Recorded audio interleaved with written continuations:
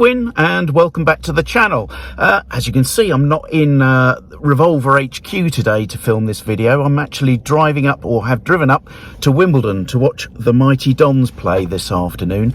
But as I was driving up, I was just thinking on quite a few comments that have been left on various feedback mechanisms associated with the channel in relation to the latest Anthology release. Now, I think this has probably stirred up a bit of controversy right the way across the community, to be honest. Lots of people complaining about the price of the new Anthology as it comes out. And I do understand that. This isn't a new story. It's been something which has been going on for years and years as to whether or not Apple or the various solo estates are making a cash grab. And that seems to be a familiar story. But particularly I noticed a comment on, or a couple of comments that were directed to me in terms of me falling, quote, hook, line and sinker into the marketing clutches of Apple and perpetuating the profiteering scam that relates to all these box sets coming out, and the fact that I'm getting them. Well, yes, I'm getting them. I'm happy to do so. I'm spending my own hard-earned cash in doing so. But I'm not buying everything that comes out from the Beatle camp or any of the solo camps at all. There have been a number of releases over recent years that I just couldn't warrant. For example, George Harrison's All Things Must Pass crate. No way I was going to fork out for that.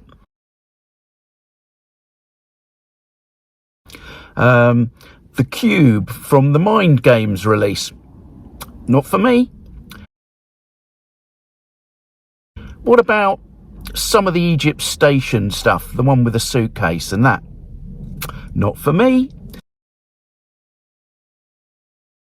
So there are a number of things that I just can't warrant, and I'm happy to buy the things that I can, and everybody else in the Beatles community and record buying community is surely the same. You have to cut your cloth accordingly. Now, if you want to buy these things, then absolutely feel free to do so. But if it's not for you, you can't afford it, you can't justify it, then that's your choice as well. I wouldn't consider myself by any respects to be an ultra collector of Beatles material. There's, as you will see if you look on the shelves behind me on my normal videos, there are plenty of blank spaces. I, for one, never got round to buying all of the archive collection. So, I missed out on quite a chunk of McCartney material in those formats. There's also been a good few comments in terms of, well, it's a lot of money to pay for 13 tracks, 13 new tracks. And again, I fully understand that. But if everything was released all in one go, then that really does put the knackers, if you pardon the expression, on future releases. And we really do want these perpetual releases, year on year, something to look forward to, something for us to all talk about, something to, add to the collection if we want to.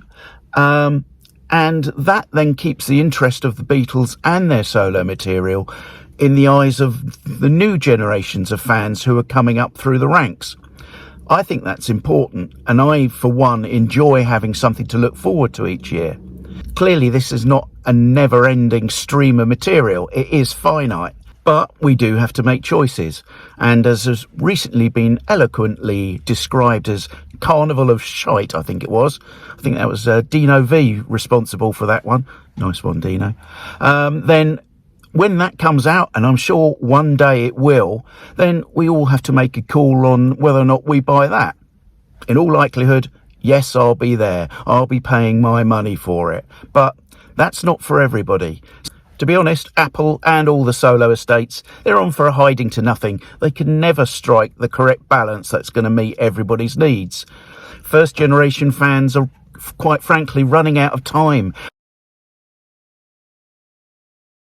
to, get an opportunity to hear all this material if it ever comes out. Younger fans, well, they've probably got limited funds and can't afford to buy these exclusive deluxe box sets and everything.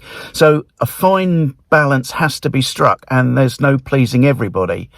I think one of the things that has really sort of grating on fans generally is the fact that we have been waiting so long for a Rubber Soul release, and to be honest, I'm not sure that we are going to get some of these early albums in an expanded format, and perhaps just releasing them with a decent remix version is all we can look to hope for.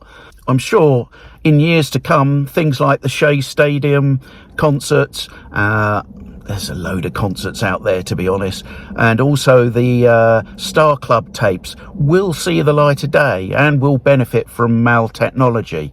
But we're going to have to wait. They're not going to push it all out in just a couple of years. They're probably going to drip feed it over the next 10 years or so. I'm sure it's going to take quite a bit of work for Peter Jackson and his team to work his magic on some of that material. It will be a challenge. Despite the technology, it will be a challenge. The technology is improving all the time, and you have to make a call on whether or not to release it now with the technology as it currently exists, or maybe give it a few years and see how much better that material could be with the improvements in the experience and the technology. So all in all, I think we just need a bit of perspective once this material is, or as and when this material is released, as to who's it going to suit and who's going to be able to buy it. We have to make that individual decision. I released a video earlier in the year on some grey market albums, concerts from around the world, and some, broadcast performances and what have you. Now, they would all certainly benefit from having maltreatment to that material, but we're just going to have to wait and see exactly as and when that can, or if it will ever come out. Incidentally, there'll be another video release on some more of those grey album releases in the next couple of weeks, so stay tuned for that.